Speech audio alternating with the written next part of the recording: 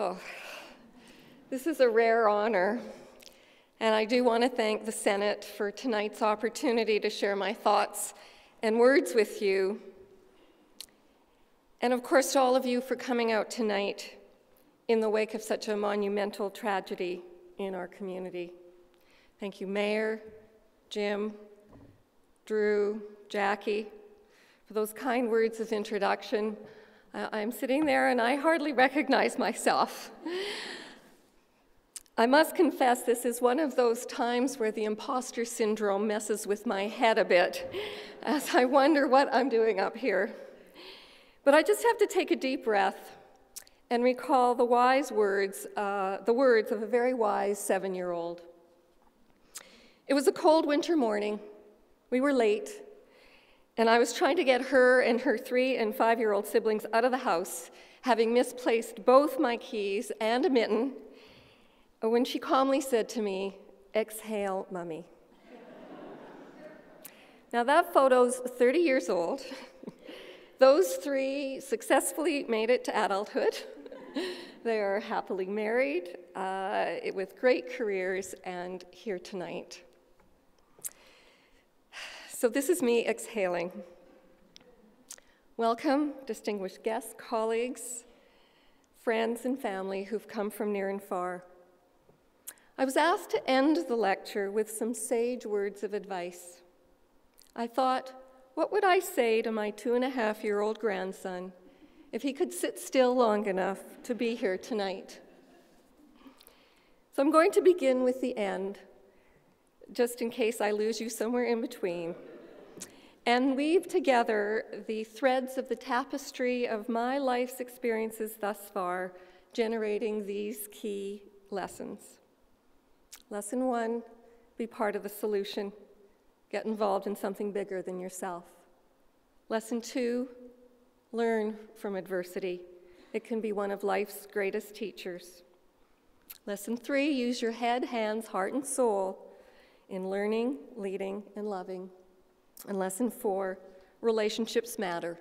Our ability to grow, survive, and succeed depends on it. So let's start with lesson 1. I know I'm going to need water in between. So.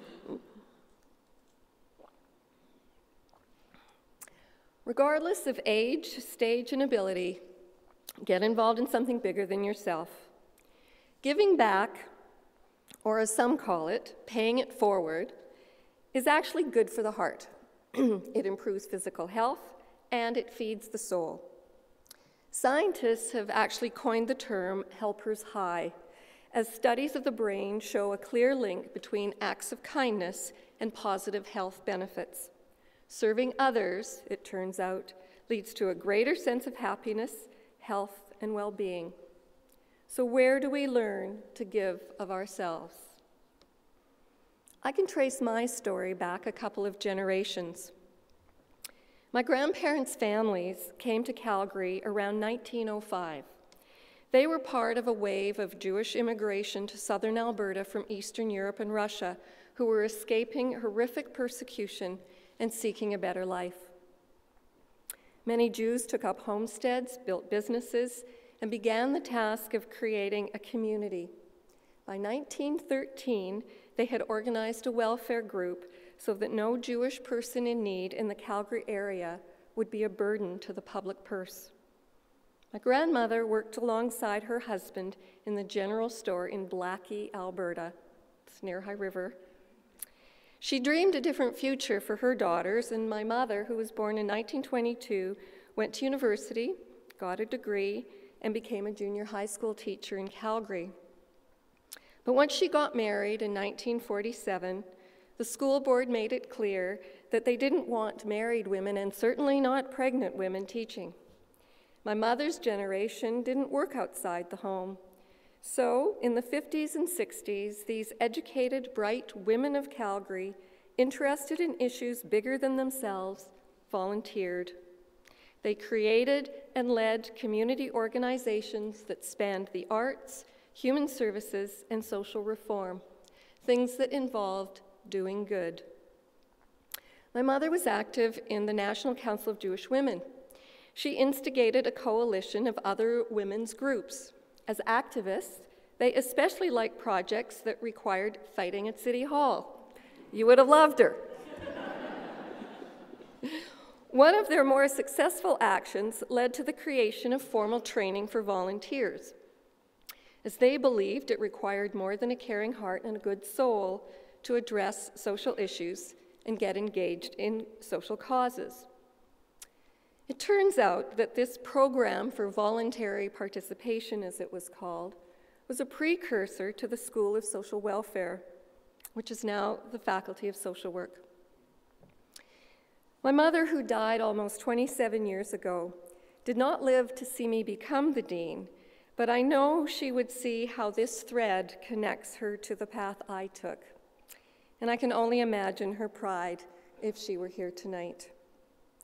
The roots of my activist spirit weren't just from my mother's side.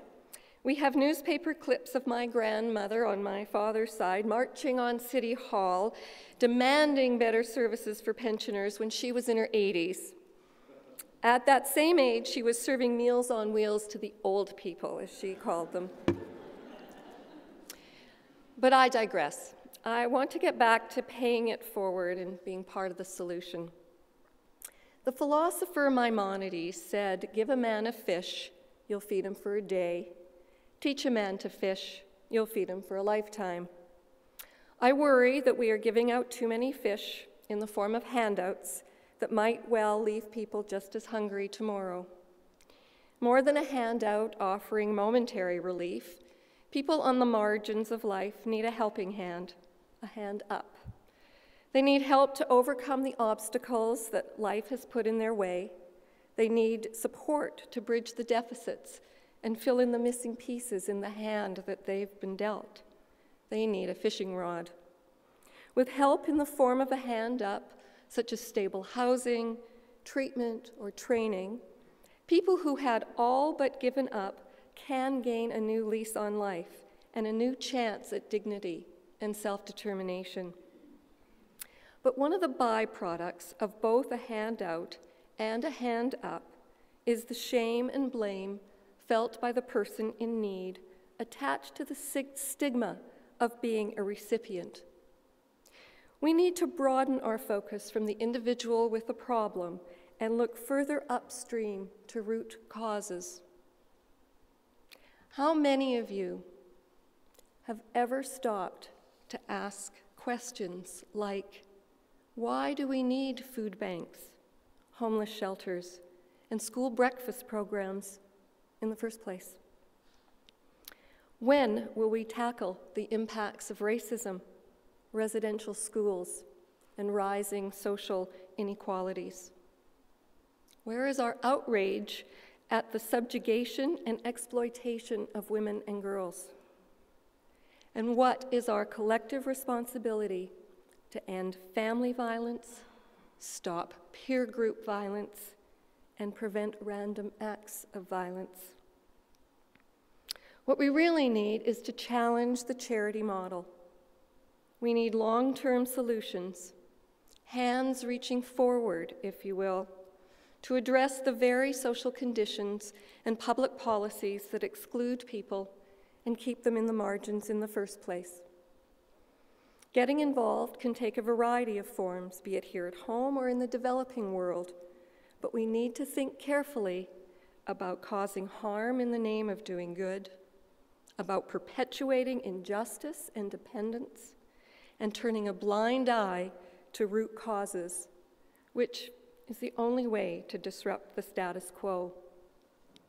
We actually know from our research that those living in poverty are more likely to have shorter, less healthy lives, do less well at school, and end up on the wrong side of the law. These are costly outcomes, so it only makes sense to reduce poverty. But we are just not quite there yet.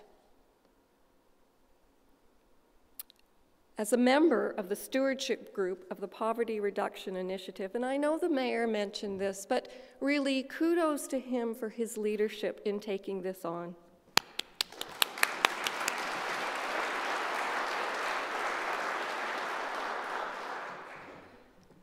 We learned that Calgary is a prosperous city with a strong economy, the highest average income, and the lowest unemployment rate in the country. Yet in the midst of this prosperity, poverty remains a reality right here in Calgary. And this report tells us that in 2010, there were 114,000 Calgarians living below the poverty line, and that doesn't include the number that struggle just above the poverty line. A lack of savings and high levels of debt here affect many families, and a significant number worry about not having enough money for housing and even for food. And add to that the considerable stress felt by people being one paycheck away from making ends meet. At the provincial level, the annual cost of poverty to Albertans was estimated between $7.1 and $9.5 billion. To put this in context, the annual cost of poverty in Canada is estimated at $30 billion. The vast majority of poor people in Alberta are actually working full-time, full year, and often more than one job. Some of these facts tell us that too many families in Alberta have been marginalized by poverty. The reality of poverty is significantly greater for immigrants, persons with disabilities, Indigenous peoples, and those with low educational attainment.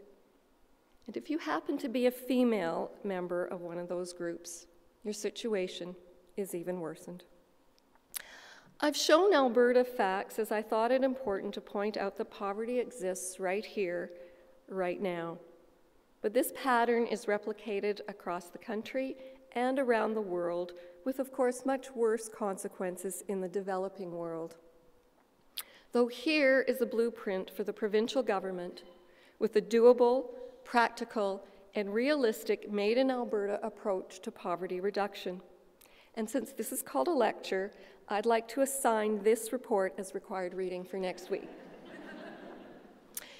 Because adopting these recommendations at the provincial level and implementing the Enough for All strategy at the municipal level will build on the successful outcomes of both Alberta's and Calgary's 10-year plans to end homelessness.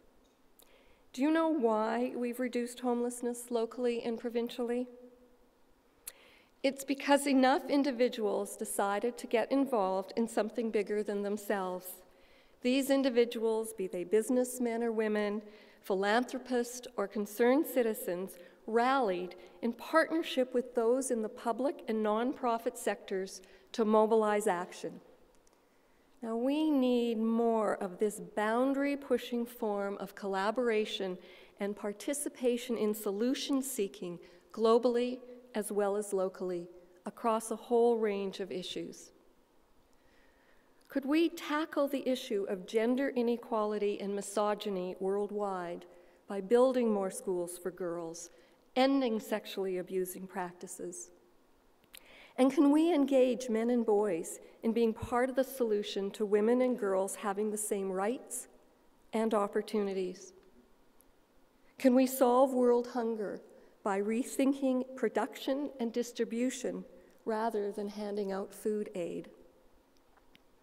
Can we do more with truth and reconciliation processes to change the paradigm from revenge to forgiveness, from victim to survivor, and build peace? The fundamental question I'm posing here is, how do we create a kinder and gentler, more compassionate, fair, and humane society? Now, don't worry, I'm not going to make you join hands and sing Kumbaya, although it might not be a bad idea tonight. But part of the answer could be that we actually have to teach these concepts and practices. Wouldn't it be transformative if, in order to get a University of Calgary degree, every student were required to take one course on empathy or compassion or maybe kindness? Well, perhaps I'm just being provocative, but there are those advocating that every University of Calgary student should have a course on entrepreneurship. What do you think? Should Kindness 101 be mandatory?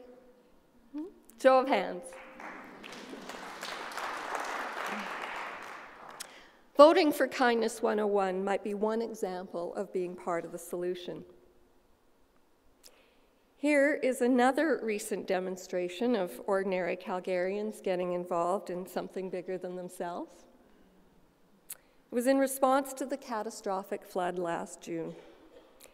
This is a group of volunteers, many of whom I don't know, in front of our home, digging out from 15 feet of dirty, sludgy river water.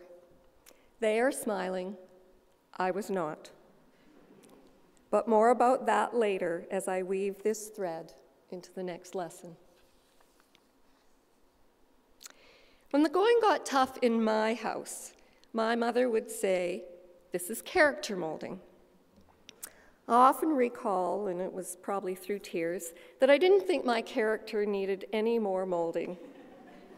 But somehow she was right. Later, I discovered there were many more eloquent ways to say the same thing, and here are some of my favorites from such diverse sources as the Dalai Lama, Confucius, and Khalil Gibran. These sayings are inspirational, but actually living them is another matter. And what for one person is a triumph over tragedy is for another to barely survive.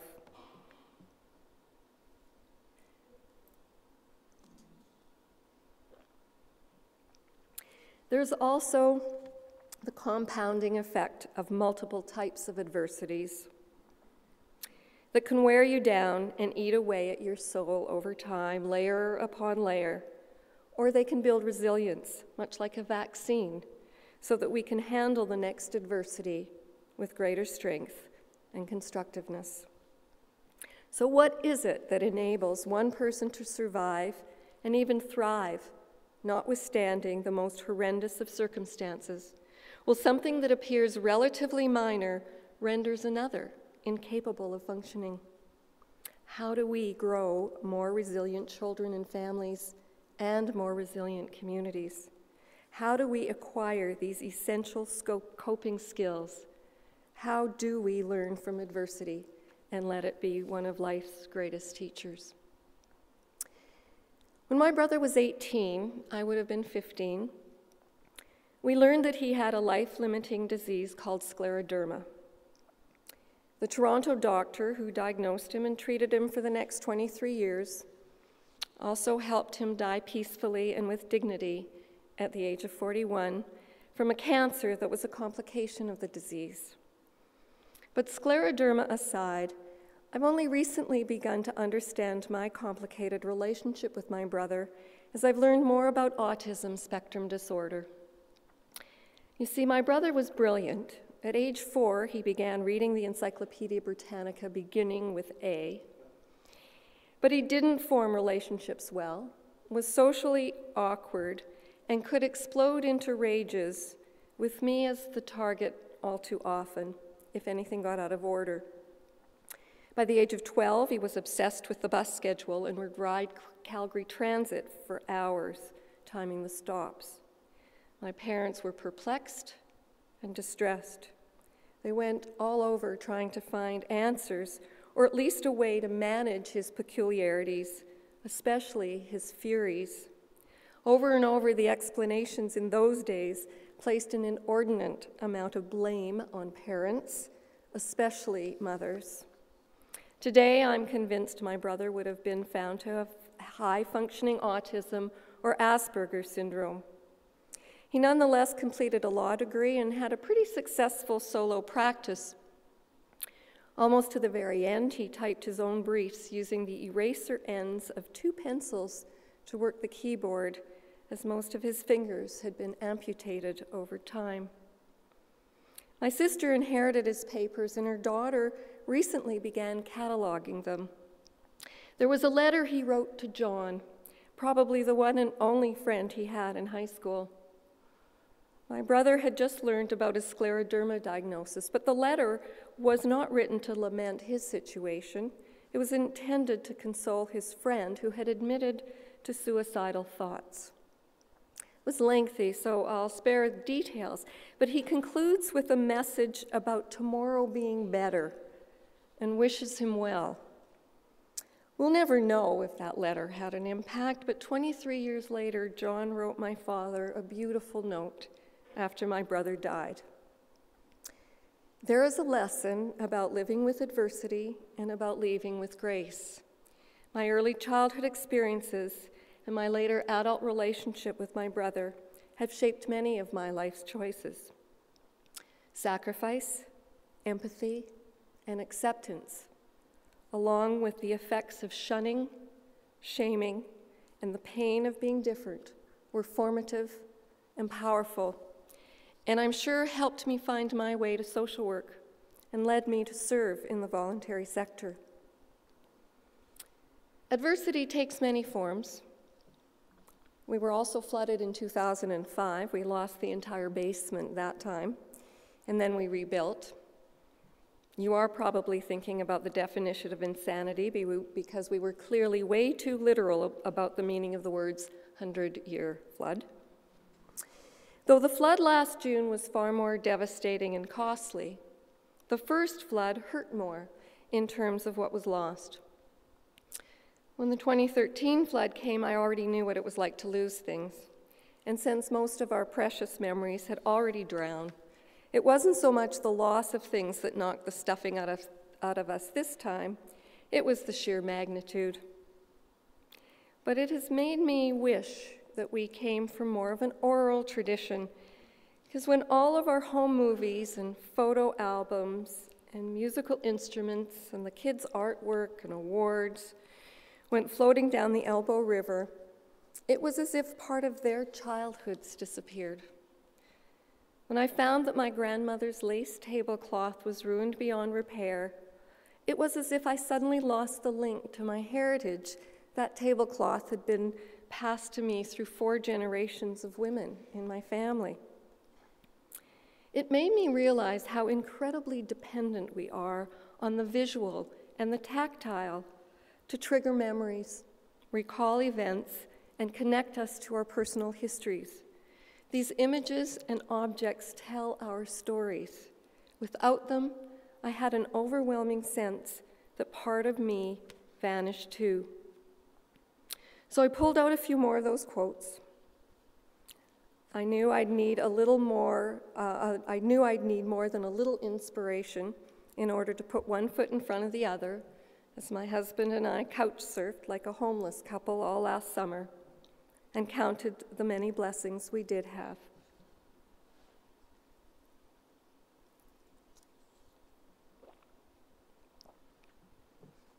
I also felt enormous pride in the significant role the university played, including and especially my faculty. From the president through to the student body, the entire campus permeated with the sense that the University of Calgary was part of the solution as it stepped up and stepped out with brawn, brain, spirit, and passion to get involved in something bigger than themselves and to use their talents and time to make a difference in the lives of those so adversely affected. And that is exactly how our university community is responding to yesterday's tragic events, leading the way for students, staff, families, and communities to pull together in a time of crisis and grief, which is a thread in my tapestry that takes us to the next lesson about using all of our parts, our heads, hands, heart, and soul, to lead your life, to walk the talk, to take responsibility, and to leave a legacy. As I reflect on the influences that have molded my ever-evolving approach to leadership, I realize that using all of my parts is embedded in the way I perceive the world and framed by my personal history of being a woman, a social worker, an academic, and a dean. Growing up in Calgary, as it grew from a small town of 150,000 to a large metropolis of almost 1.5 million over 60 plus years, we are the same age. That's shaped my views. as has my childhood experience of being Jewish in Calgary that meant I couldn't enter or join certain establishments. Another influencer, getting married at the age of 19. Now, who does that anymore? We were both so young. I think we raised each other along with our 3 kids. But almost 42 years later, I realized I was more lucky than smart to find a soulmate who would encourage, enable, and empower me to reach and strive for things beyond being a mom and a wife. My views are also informed by my 4-decade history with the University of Calgary as a student, professor, and senior academic leader. The university has given me many opportunities to grow, develop, test my limits, and express myself. It's offered me a meaningful career. So I'm partial to the privileged space the university has provided me, and I'm keenly aware of the advantages inherent in a life in the academy. Having said that, my road hasn't always been smooth. As a woman and a social worker, I acknowledge the differential issues that many women continue to face, not only in academia.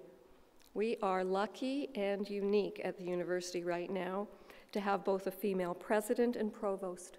It positions us better than most to make a difference in a range of areas where gender and other gaps exist. For example, women in universities across North America are not proportionally represented in senior leadership roles. They're not proportionally represented as holders of prestigious research chairs, or even in the full professor rank. And take tonight, as was mentioned, I'm the 7th lecturer, yet the first woman to have this honor. So here we are in 2014, and the gender battle is far from over. Whether it is in the rarefied air of senior posts in academia, the corporate boardroom, in public office, or at the food banks, gender inequality remains a significant root cause.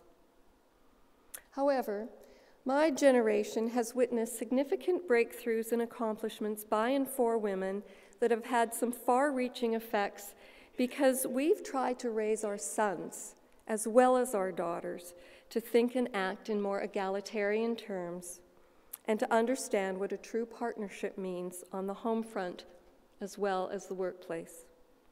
I think the next generations, knowing they can have it all, are making choices, but the options are both confusing and complicated. We have fashion trends that bear body parts, which some argue are liberating and freeing, though in reality perpetuates the objectification and misrepresentation of women and girls, and I believe has contributed to a rise in the rape culture. In contrast to this girls gone wild is the attraction to religious movements and fundamentalism by large numbers of young people. The internet has fueled new forms of social activism and participation in world affairs, but there is a dark and dangerous side to these technologies with internet seduction into pornography, cyberbullying, and stalking. We know that Gen X, Y, and millennials are more likely to communicate with others through social networking devices than in-person conversations. At the same time, digital-age youth have a lot more friends than we do, but studies show they have less empathy. Consumerism is at an all-time high, but so are memberships in the Green Party, as sustainability and the environment are priority issues for many. In addition to these paradoxes, young women and men look at us, and they don't necessarily like what they see. The 80-hour work weeks, the huge disparities in wealth and opportunity across the globe, and corruption and greed in political parties and corporations. Today's generation face a daunting future with a warming world, civil unrest, and growing inequality. But I also see tremendous hope in the faces of our students today who have a fierce determination to fix things and a greater sense of social justice and shared responsibility. So how do we prepare the next generation to take the lead?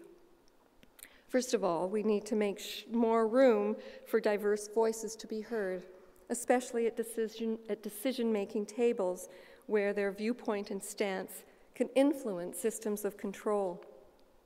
At universities and in boardrooms, a considerable amount of responsibility to open the door to more diversity rests at the top of the food chain, the tone, mindset, and priorities of senior leaders. But we need to consider the aspirations and personal lifestyle choices of individuals in various stages of their careers. In my interview for the dean's position, I was asked to describe my career plan that led me to being a candidate, the implication being that there had been a plan.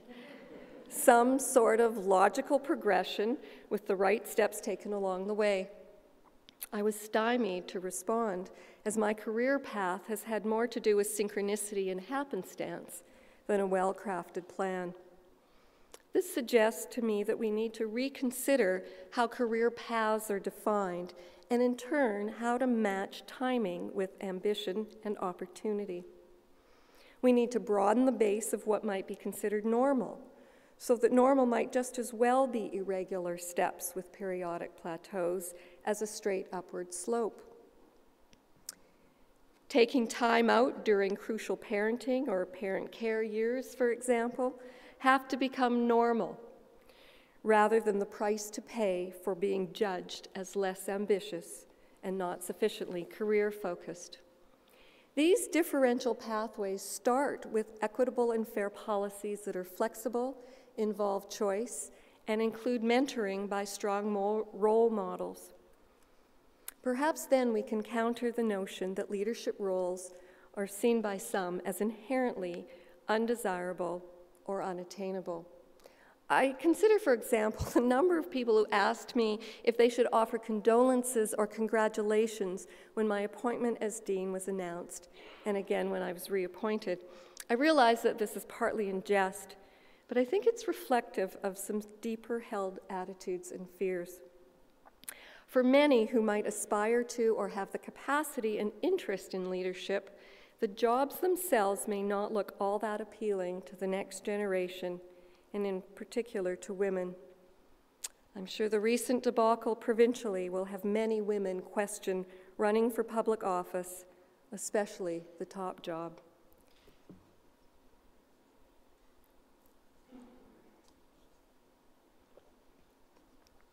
Why is that?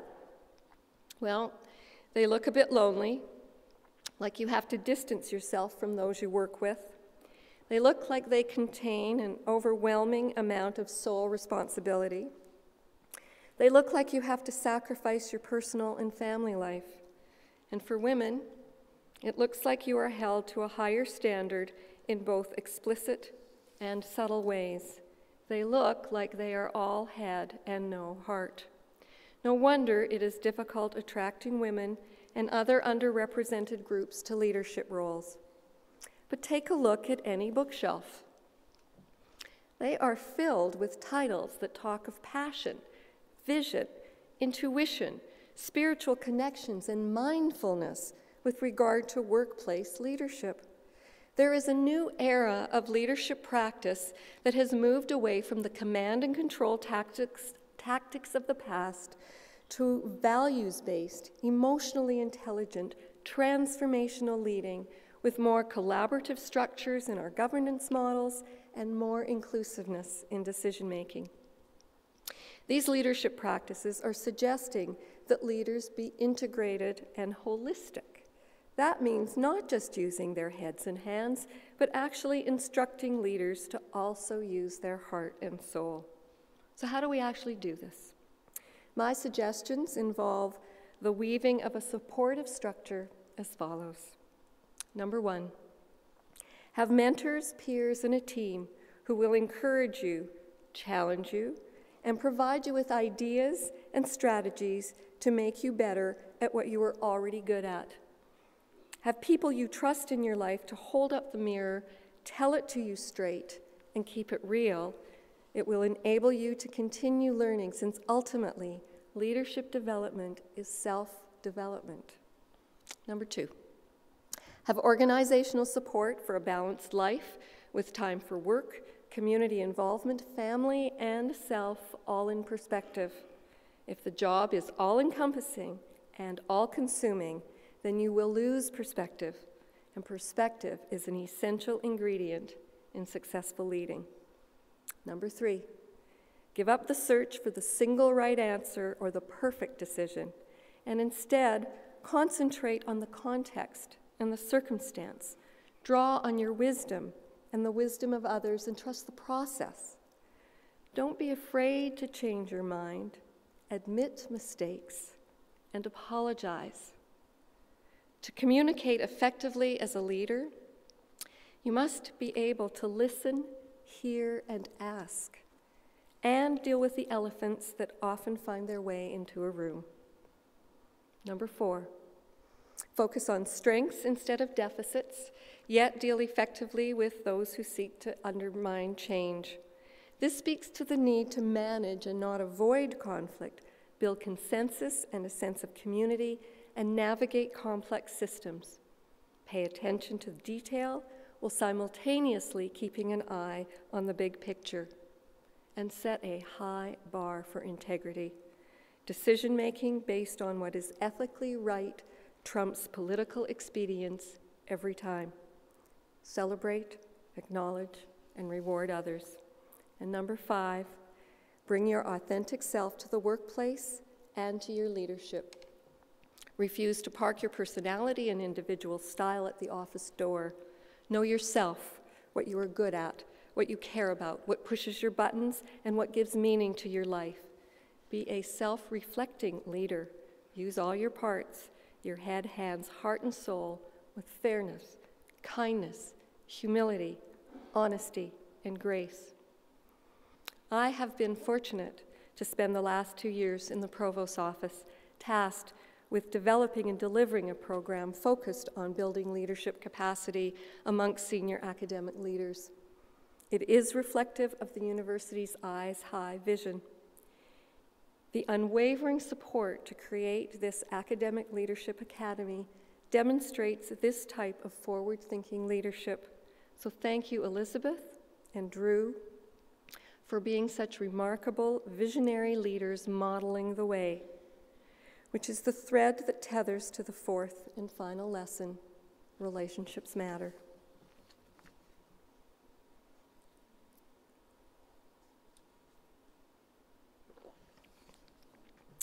I actually began my academic career at the university as an instructor. 9 years later, when I received a tenure track appointment, I parlayed my curiosity about the complexities and challenges of teaching and learning into a productive research program. But in the early years, it was my students who taught me about teaching, what respectful and responsive learning environments look like, and how to challenge assumptions, provoke debates, and question values so essential to deep transformational learning. After much critical reflection and trial and error, I discovered it wasn't the course outline or the textbooks, and it wasn't the assignments or the exams that mattered the most. It was the quality of the relationship I had with each student in the class as a whole, and the relationships that the students formed with each other that made the difference to their learning. I also discovered early on that even as a guest lecturer, you could have a lasting impression. I was invited to speak to a combined class of fancy health science students. As a lowly sessional instructor in social work, this was a really big deal. I spent hours preparing and agonized over every sentence, and the effort paid off. They even gave me, the students seemed riveted and engaged, and they even gave me a standing ovation. Elated, I made my exit and closed the door behind me. And it was then I discovered I was face to face with a mop and pail. I was in the broom closet. It was dark, and there was no other way out. A hush fell over the room. I could feel all eyes on that broom closet door. I thought of Star Trek and wondered if someone could beam me up. I thought of staying there until everyone left. I wondered how on earth could I exit with a shred of dignity. And then, after what seemed to me to be an eon, I simply opened the door, walked out with my head held high, and said, "Just making sure you'll remember this class." I was humbled and humiliated, but I soon found the humor. And I also received several notes from those students thanking me for the way I related to them, which is about what this fourth lesson is about. The most central, enduring, and formative relationship is your family, however configured or defined. We know from the field of epigenetics that there is no longer a debate about nature versus nurture. It is all about how we nurture nature that can turn off or on certain genetic expressions. And we know that exposure to adversities in early childhood can impact brain development, resulting in long-term effects. Parents today have a daunting task because we know so much more about the developing child. Uri Bronfenbrenner, a developmental psychologist, noted that if we all have even just one person who is unconditionally supportive and involved in our life, our survival and success are more likely to be guaranteed. Resiliency often depends on just one someone who truly believes in a child and his or her possibilities. Without it, a child is deprived of a basic necessity, and the psychology of deprivation is really quite complex. In our conversations about poverty, we often heard people say they actually didn't know they were poor growing up, even though they went to bed hungry and had little in their homes. And that's because they had what mattered. They had a sense of belonging. They knew they were loved. That is why poverty isn't just about money. There are other forms of deprivation that are also devastating to the human spirit. Being raised in an impoverished environment can manifest itself in a resignation to the difficulties of life where a future is driven by low expectation and few hopes. This is where turning to alcohol or drugs is often the only refuge from a bleak and painful existence. Take troubled kids, the ones who bully, the ones who lash out, the ones who don't engage or won't fit in. If we can't make a place for these troubled children on playgrounds, in the choir, on hockey or soccer teams, we may as well make a place for them in our jails, hospitals, and shelters. That is why we must take seriously the simple yet powerful concept of mattering to someone.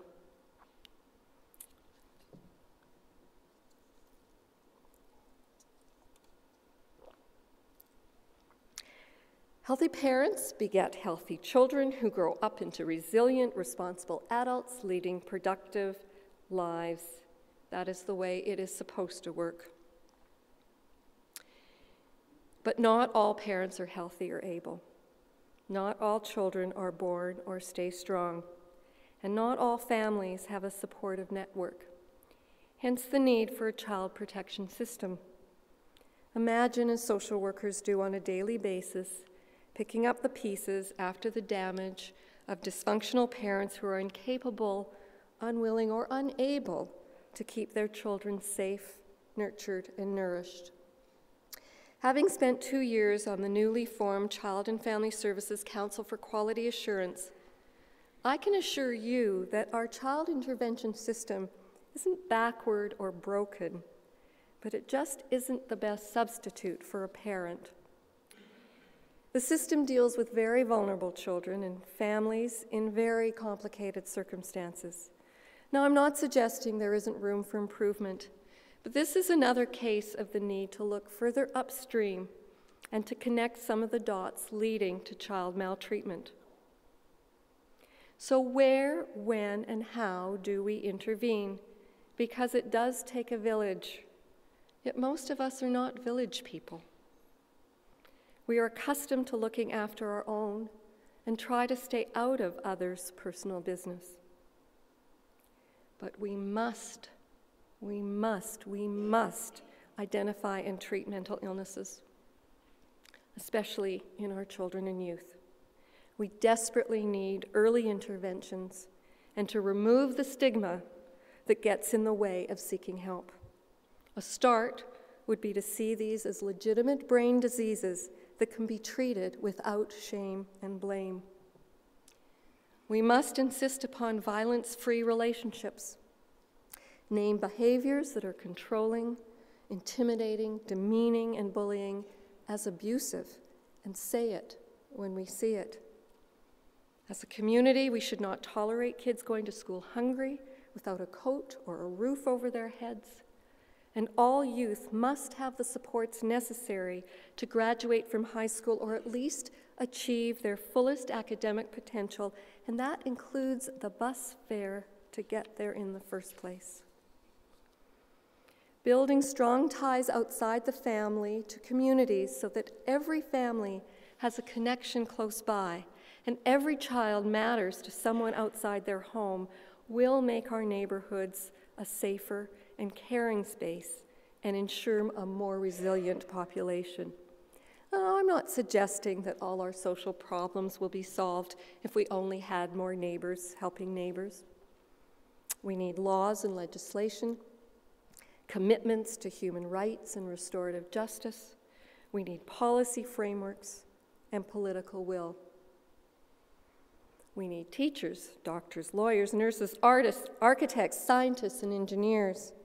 We need ethicists, humanitarians, philanthropists, visionaries, and dreamers. And of course, we need social workers. Our social work program offers students knowledge and skills, but they must have the heart and soul for the work. We teach our students that private troubles are public issues and that social problems have a personal story. Our students discover that regardless of the nature of the problem, the complexity of the situation, or the treatment approach used, the single most significant factor in helping another person change is the relationship itself. It forms the basis of helping someone stay on their meds, learn new skills, recover, heal, and become whole again. This work is never easy and the goals may feel unattainable. That is why I'm often asked why someone would go into a profession like social work, given the view that those in the helping professions don't make very much.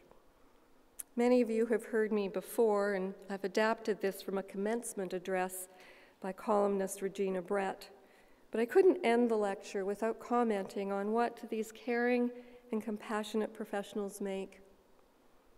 Because they make a child believe that he is loved and wanted, regardless of how long he lasts in the next foster home. They make an abused woman find the courage to finally leave. They make a teen father count to 10 and leave the room so he won't shake his newborn son. They make a boy with Down syndrome feel like the smartest kid on the bus. They make the old man whose wife has Alzheimer's cherish the good times when she still remembers him. They make a refugee turn her nightmares of war, rape, and destruction into dreams of a future with possibilities. They make a dying cancer patient make peace with her past and find the strength to face a brief tomorrow. What do social workers make? They make forgotten people feel cherished, confused people feel understood, and shattered people feel whole. They help make sense of the senseless. They help heal the heartbroken. They make more than most people ever will. They make a difference. In conclusion, a tapestry may be tightly woven or loosely laced. It will stand strong if the frame is made of sturdy stuff. Otherwise, it will tatter and disintegrate over time. Adversities can unravel and tear the tapestry, weakening the threads that bind it. Learning from those adversities builds resilience, like a needle and thread, darning the frayed edges and reinforcing the connections. A tapestry is created from many varied strands of different textures, colors, and shapes, all the parts woven into a unique whole. With weaver's shuttle in hand, I leave life. It is not finished. It is a work in progress. There are still some knots to untangle, some loose ends to tie up, and a few soggy bits to dry out. But that is what motivates me to continue my path of learning and leading. And so it remains a dream and a vision that my yet-to-be-finished legacy becomes an inheritance of compassion, kindness, and inspiration. I've tried to weave stories of my lived experience, professional expertise, historical circumstances, and the complexities of past memories into lessons from my heart. It is the many people who have come into and out of my life, especially those who matter the most, my family, friends and colleagues, that have made this legacy possible. It is with my gratitude that I thank them and all of you for being here tonight.